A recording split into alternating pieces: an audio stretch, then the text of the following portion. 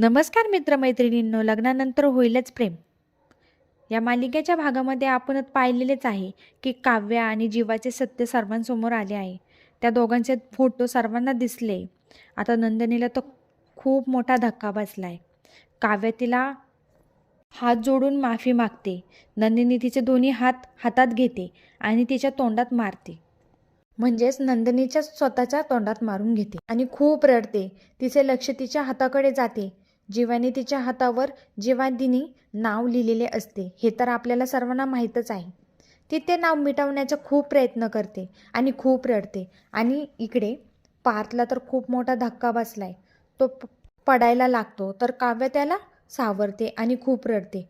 जीवाला तर खूप मोठा धक्का बसलाय, पण तो हे सर्व विसरलेला असतो आणि तो नंदिनीवर खूप प्रेम करत असतो. आता जीवा नंदिनीला हात जोडून माफी मागतो.